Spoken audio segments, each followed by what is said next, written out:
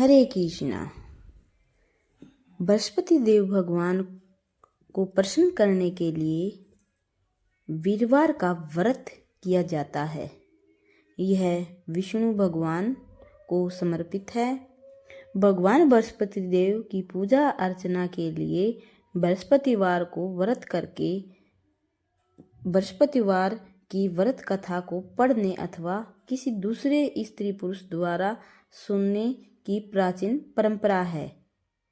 बृहस्पतिवार का व्रत करने और व्रत कथा सुनने से स्त्री पुरुषों की सभी मनोकामनाएं पूरी होती हैं। इस व्रत से धन संपत्ति की प्राप्ति होती है।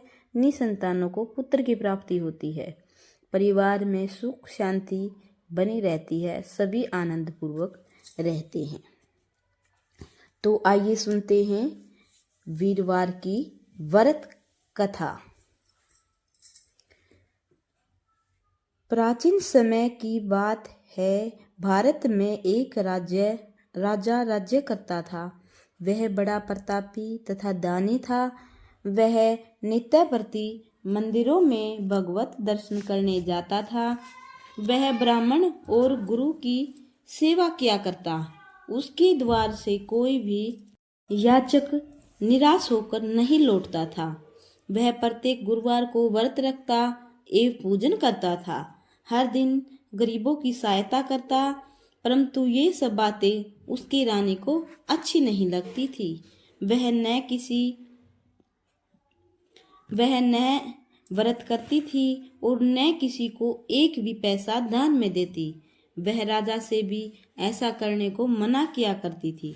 एक समय की बात है कि राजा शिकार खेलने वन को चले गए। घर पर रानी और दासी थी। उसमें गुरु बृहस्पति देव साधु का रूप धारण कर राजा के दरवाजे पर भिक्षा मांगने आए। साधु ने रानी से भिक्षा मांगी तो वह कहने लगी, हे साधु महाराज, मैं इस दान और पुण्य से तंग आ गई हूँ।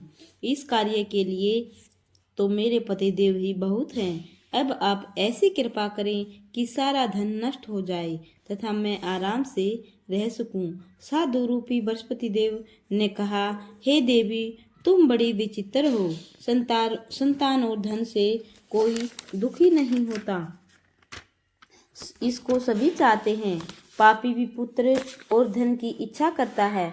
अगर तुम्हारे पास धन अधिक है तो भूखे मनुष्यों को भोजन कराओ, प्याऊ लगवाओ, ब्राह्मणों को दान दो, धर्मशालाएं बनवाओ, कुआं तारा बावड़ी बाग बगीचे आदि का निर्माण कराओ तथा निर्धनों की कुंवारी कन्याओं का विवाह कराओ।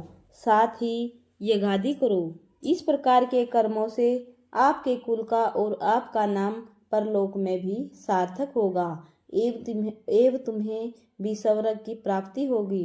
परंतु रानी साधु की इन बातों से खुश नहीं हुई। उसने कहा कि हे साधु महाराज, मुझे ऐसे धन की आवश्यकता नहीं जिसको मैं अन्य लोगों को दान देती फिरूं तथा जिसको रखने और संभालने में ही मेरा सारा धन नष्ट हो जाए। साधु ने कहा, हे देवी, यदि तुम्हारी ऐसी इच्छा है तो जैसा मैं तुम्हें बताता हूँ तुम वैसा ही करना। बृहस्पतिवार के दिन घर आंगन को गोबर से लिपना, अपने केशों को पीली मिट्टी से धोना, केशों को धोते समय स्नान करना, राजा से कहना कि वह हजामत करवाए, भोजन में मांस मदिरा खाना, कपड़े धोबी के यहाँ धुलने डालना। इस प्रकार 7 बृहस्पतिवार करने से तुम्हारा सारा धन नष्ट हो जाएगा।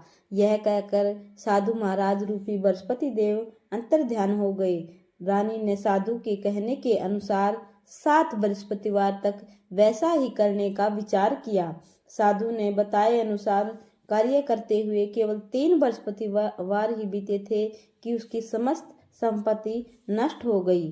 भोजन के लिए दोनों समय परिवार तरसने लगा तथा सांसारिक भोगों से दुखी रहने लगा। तब राजा रानी से कहने लगा, हे रानी, तुम यहाँ पर रहो, मैं दूसरे देश को जाता हूँ, क्योंकि यहाँ पर मुझे सभी मनुष्य जानते हैं, इसलिए मैं यहाँ पर कोई काम नहीं कर सकता। मैं अब प्रदेश जा रहा हूँ, वहाँ कोई काम धंधा करूँगा, शायद हमारे भाग्य बदल जाए। ऐसा कहकर राजा प्रदेश चला गया। वह वहाँ जंगल से लकड़ी काट कर लाता और शहर में बेचता। इस तरह जीवन व्यतीत करने लगा। इधर राजा के बिना रानी और दासियां दुखी रहने लगी। किसी दिन भोजन मिलता और किसी दिन जल पीकर भी रह जाती। एक समय रानी और दासियों को 7 दिन बिना भोजन के व्यतीत करने पड़े। तो रानी ने अपनी दासी से कहा, हे दासी, यहाँ पास ही के नगर में मेरी बहन रहती है। वह बड़ी धनवान है। तू उसके पास जा और वहां से 5 सेर बेजर मांग कर ले आ, जिससे कुछ समय के लिए गुजर हो जाएगा। दासी रानी की बहन के पास गई। रानी की बहन उस समय पूजा कर रही थी। बृहस्पतिवार का दिन था। दासी ने रानी की बहन से कहा, हे रानी, मुझे आपकी बहन ने भेजा है, मुझे 5 सेर बेजर दे दो। दासी ने यह बात अनेक बार कही, परंतु रानी की बहन ने कोई उत्तर नहीं दिया, क्योंकि वह उस समय बृहस्पतिवार की कथा सुन रही थी। जब दासी को रानी की बहन से कोई उत्तर नहीं मिला तो वह बहुत दुखी हुई। उसे क्रोध भी आया। वह लौटकर रानी से बोली, हे रानी, आपकी बहन बहुत ही घमंडी है। वह छोटे लोगों से बात भी नहीं करती। मैंने उससे कहा तो उसने कोई उत्तर नहीं दिया। मैं वापस चली आई। रानी बोली, हे दासी, इसमें उसका कोई दोष नहीं है। जब बुरे दिन आते हैं तब कोई सहारा नहीं देता। अच्छे बुरे का पता विपत्ति में ही लगता है। जो ईश्वर की इच्छा होगी वही होगा। यह सब हमारे भाग्य का दोष है। उधर रानी की बहन ने सोचा कि मेरी बहन की दासी आई थी, परंतु मैं उसे नहीं बोली, इससे वह बहुत दुखी हुई होगी। अतः कथा सुन और विष्णु भगवान का पूजन समाप्त कर वह अपनी बहन के घर आई और कहने लगी, हे बहन, मैं बृहस्पतिवार का व्रत कर रही थी। तुम्हारी दासी हमारे घर गई थी, परंतु जब तक कथा होती है तब तक हम लोग न उठते हैं और न बोलते हैं, इसलिए मैं नहीं बोली। कहो दासी, क्यों गई थी? रानी बोली, बहन, हमारे घर अनाज नहीं था। वैसे तुमसे कोई बात छिपी नहीं है, इस कारण मैंने दासी को तुम्हारे पास 5 सेर बेजर लेने के लिए भेजा था। रानी की बहन बोली, बहन देखो, बृहस्पति देव भगवान सबकी मनोकामना पूर्ण करते हैं। देखो, शायद तुम्हारे घर में अनाज रखा हो। यह सुनकर दासी घर के अंदर गई तो उसे एक घड़ा बेजर का भरा मिल गया। उसे बड़ी हैरानी हुई, क्योंकि उसने एक बर्तन देख लिया था। उसने बाहर आकर रानी को बताया। दासी अपनी रानी से कहने लगी, हे रानी, देखो, वैसे हमको जब अन्न नहीं मिलता तो हम रोज ही व्रत करते हैं। अगर इनसे इस व्रत की विधि और कथा पूछ ली जाए तो उसे हम कर लिया करेंगे। दासी के कहने पर रानी ने अपनी बहन से बृहस्पतिवार व्रत के बारे में पूछा। उसकी बहन ने बताया, हे रानी बहन, बृहस्पतिवार को सूर्योदय से पूर्व उठकर स्नान करके बृहस्पतिवार का व्रत करना चाहिए, लेकिन उस दिन सिर नहीं धोना चाहिए। बृहस्पतिवार के व्रत में चने की दाल मुनकों से विष्णु भगवान को केले के वृक्ष की जड़ में पूजन करें तथा दीपक जलाएं। उस दिन एक ही समय भोजन करें। भोजन पीले खाद्य पदार्थ का करें, कथा सुने। इस प्रकार व्रत करने से गुरु भगवान प्रसन्न होते हैं, अन्न पुत्र धन देते हैं। इस तरह व्रत और पूजन की विधि बताकर रानी की बहन अपने घर लौट आई। रानी और दासी दोनों ने निश्चय कर लिया कि वे भी बृहस्पति देव भगवान का पूजन जरूर करेंगी। 7 दिन बाद जब बृहस्पतिवार आया तो उन्होंने व्रत रखा। गुड़साल में जाकर चना गुड़ बीन लाई और उसकी दाल से केले की जड़ में विष्णु भगवान का पूजन किया। अब भोजन कहाँ से आए? दोनों बड़ी दुखी हुई, परंतु उन्होंने व्रत किया था कि इस कारण बृहस्पति देव भगवान प्रसन्न थे। वे एक साधारण व्यक्ति के रूप में 2 थालों में सुंदर पीला भोजन लेकर आए और दासी को देकर बोले, हे दासी, यह भोजन तुम्हारे और रानी के लिए है, तुम दोनों करना। दासी भोजन पाकर बड़ी प्रसन्न हुई और रानी से बोली, रानी जी, भोजन कर लो। रानी को भोजन आने के बारे में कुछ पता नहीं था, इसलिए वह दासी से बोली, जा तू ही भोजन कर, क्योंकि तू हमारी व्यर्थ में हंसी उड़ाती है। दासी बोली, अभी एक व्यक्ति अभी भोजन दे गया है। रानी कहने लगी, वह भोजन तेरे लिए दे गया है, तू ही भोजन कर। दासी ने कहा, वह व्यक्ति हम दोनों के लिए 2 थालों में भोजन दे गया। इसलिए मैं और आप दोनों ही साथ साथ भोजन करेंगे। फिर दोनों भगवान का व्रत और पूजन करने लगी। बृहस्पति देव भगवान कृपा से उनके दोनों फिर गुरु भगवान को नमस्कार कर भोजन प्रारंभ किया। इसके बाद से वे प्रत्येक बृहस्पतिवार को गुरु भगवान को व्रत और पूजन करने लगी। बृहस्पतिवार भगवान की कृपा से उनके पास धन हो गया, परंतु रानी फिर से पहले की तरह आलस्य करने लगी। तब रानी बोली, देखो रानी, तुम पहले भी इसी प्रकार आलस्य करती थी, तुम्हें धन के रखने में कष्ट होता था, इस कारण सभी धन नष्ट हो गया। अब गुरु भगवान की कृपा से धन मिला है तो फिर तुम्हें आलस्य होता है। बड़ी मुसीबतों के बाद हमने यह धन पाया है, इसलिए हम दान पुण्य करना चाहिए। तुम भूखे मनुष्य को भोजन कराओ, प्याऊ लगवाओ, ब्राह्मणों को दान दो, कुआं तालाब बावड़ी आदि का निर्माण कराओ, मंदिर पाठशाला बनवाओ, कुंवारी कन्याओं का विवाह करवाओ।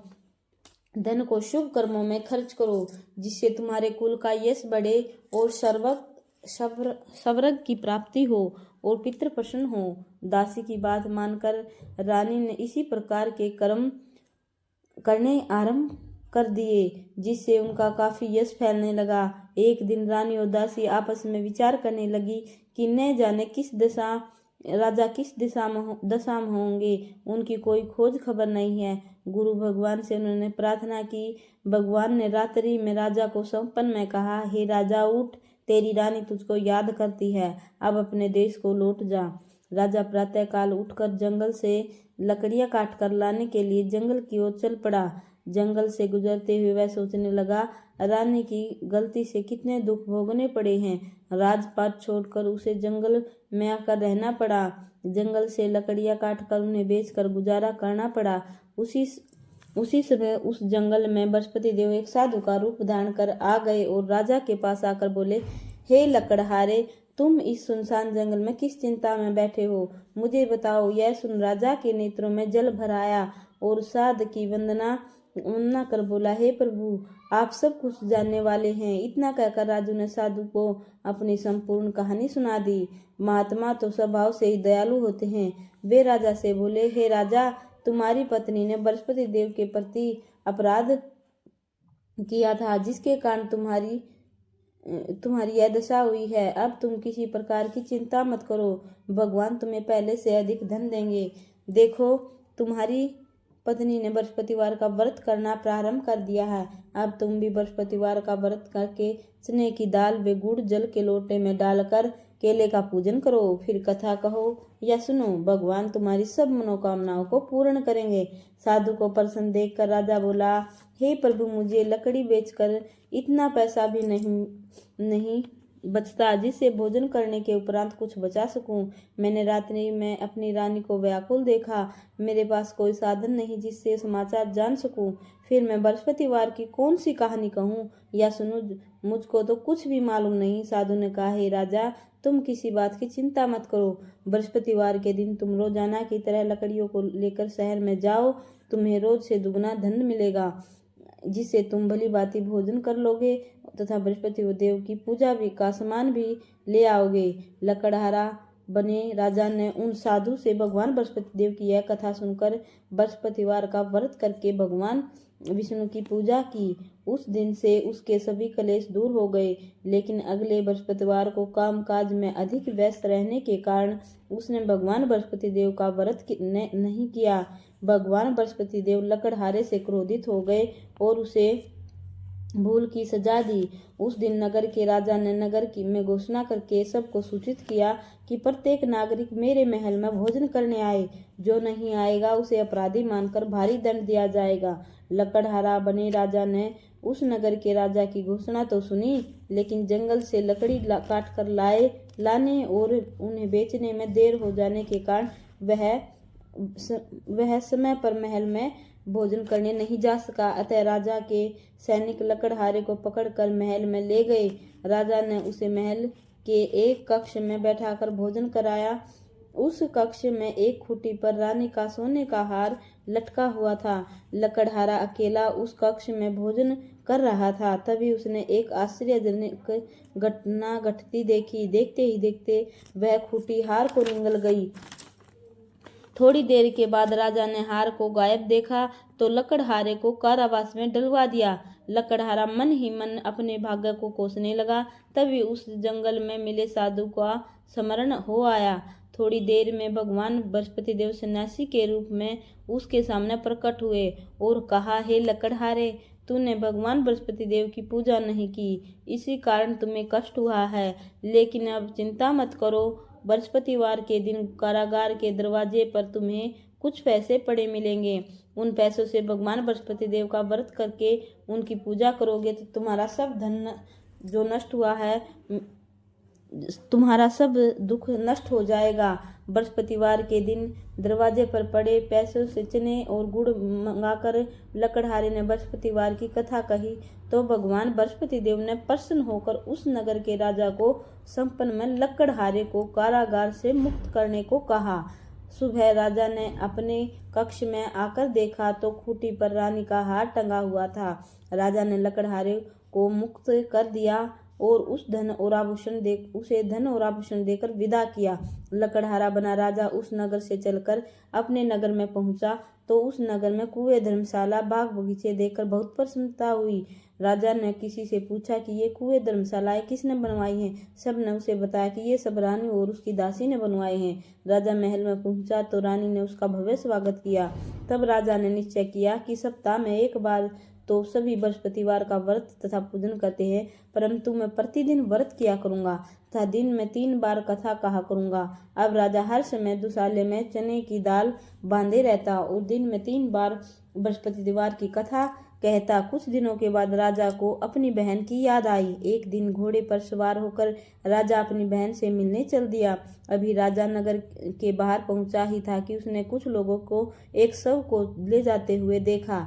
राजा को स्मरण हो आया कि आज उसने किसी को बृहस्पतिवार की व्रत कथा नहीं सुनाई। राजा ने उन लोगों को रोककर कहा, भाइयों, आप सबको ले जाने से पहले मुझसे बृहस्पतिवार की कथा सुन लो। लोगों ने राजा को क्रोधित होते हुए कहा, तुम पागल तो नहीं? लेकिन कुछ बड़े बूढ़े लोगों ने कहा, अच्छा भाई, साथ में चलते चलते तुम अपनी कथा भी सुना लो। राजा ने चलते चलते कथा सुनाई कि सब हिलने लगा। राजा की पूरी कथा सुनते ही सब उठकर बैठ गया। लोगों ने हैरानी से दांतों तले उंगली दबाई और अगले बृहस्पतिवार से भगवान बृहस्पति देव का व्रत करने तथा कथा सुनने का निश्चय कर लिया। अब घोड़े पर सवार राजा चलते हुए किसान के पास पहुंचा। किसान अपने खेत में हल चला रहा था। राजा ने कहा, अरे भाई, मुझसे बृहस्पतिवार की कथा सुन लो। किसान जुझलाकर बोला, अरे भाई, देख नहीं रहे, जितनी देर तुम्हारी कथा सुनेंगे उतनी देर में तुम्हें पूरा खेत को जोत दूंगा। राजा निराश होकर चलने लगा। तभी किसान के बैल लड़खड़ाकर जमीन पर गिर गए। किसान के पेट में भी जोरों से दर्द होने लगा। उस किसान की पत्नी जब खाना लेकर आई तो उसने किसान से इस बारे में पूछा। किसान ने घुड़सवार की पूरी कहानी सुनाई। किसान की पत्नी दौड़ती हुई राजा के पास पहुंचकर हाथ जोड़कर बोली, हे भैया, मैं तुम्हारी कथा सुनने को तैयार हूँ। राजा ने उसके साथ खेत में पहुंचकर बृहस्पतिवार की कथा सुनाई। तभी बैल उठकर खड़े हो गए। किसान के पेट का दर्द भी तुरंत ठीक हो गया। राजा अपनी बहन के घर पहुंचा तो उसकी बहुत आव भगत हुई। अगले दिन सुबह उठकर राजा ने देखा कि घर के सभी लोग भोजन कर रहे हैं। किसी भूखे को बृहस्पतिवार की कथा सुनाए बिना राजा भोजन नहीं करता था। उसने कहा, हे बहन, क्या घर में कोई ऐसा व्यक्ति है जिसने अभी तक भोजन न किया हो? उसकी बहन बोली, भैया, हमारे घर में तो क्या पूरी नगरी में भी ऐसा व्यक्ति नहीं मिलेगा जिसने सुबह सुबह भोजन नहीं किया हो। तब राजा ने बहन के घर से चलकर उस नगर के बिना भोजन किए व्यक्ति की तलाश की। एक गडरिये के एक घर में उसका बेटा बीमार होने के कारण भूखा रह गया था। राजा ने उसको जाकर बृहस्पतिवार की कथा सुनाई। कथा सुनते सुनते गडरिये का बीमार बेटा बिल्कुल ठीक हो गया। सबने राजा की बहुत प्रशंसा की। एक दिन राजा ने अपनी बहन से कहा, बहन, अब हम अपने घर को जाना चाहते हैं, तुम भी हमारे साथ चलो, कुछ दिन बाद रहकर लौट आना। राजा की बहन ने अपनी सास से पूछा तो सास ने ताने देते हुए कहा, बहू, मायके जाना है तो अकेली जाना, मेरे पोतों को मत ले जाना। तुम्हारे भाई को कोई औलाद नहीं है, कहीं तुम्हारी भाभी मेरे पोतों को जादू टोना न कर दे। दूसरे कक्ष में बहन की सास की बातें सुनकर राजा दुखी मन से अकेला ही अपने नगर को लौट गया। रानी ने राजा से कहा, आप तो अपनी बहन को साथ लाने की बात कर रहे थे, फिर बहन क्यों साथ नहीं आई? तब राजा ने दुखी होते हुए कहा, रानी हम निसंतान हैं, इसलिए कोई हमारे घर आना पसंद नहीं करता। रानी ने राजा को समझाया, हे प्राणनाथ, हमें बृहस्पति देव ने सब कुछ दिया है, अब भगवान बृहस्पति देव हमें संतान भी देंगे। बृहस्पतिवार को विधिवत व्रत करते हुए राजा रानी ने भगवान बृहस्पति देव से संतान के लिए प्रार्थना की। कुछ दिनों के बाद उन्होंने स्वप्न में दर्शन देते हुए कहा, हे रानी, तेरी मनोकामना अवश्य पूरी होगी। 1 सप्ताह बाद ही रानी गर्भवती हो गई। 10वें महीने रानी ने एक सुंदर पुत्र को जन्म दिया। राजा रानी जीवन पर्यंत बृहस्पतिवार का व्रत करते हुए उनके घर में धन की वर्षा होती रही। इस तरह आनंद पूर्वक जीवन यापन करते हुए राजा रानी भगवान बृहस्पति देव की कृपा से मोक्ष को प्राप्त करके सीधे वैकुंठ धाम पहुँचे गए। बृहस्पतिवार को विधिवत व्रत करके जो स्त्री या पुरुष भगवान विष्णु की पूजा करते हैं, भगवान उनकी सभी मनोकामनाएं पूर्ण करते हैं। बोलिए श्री हरि विष्णु भगवान की जय हो।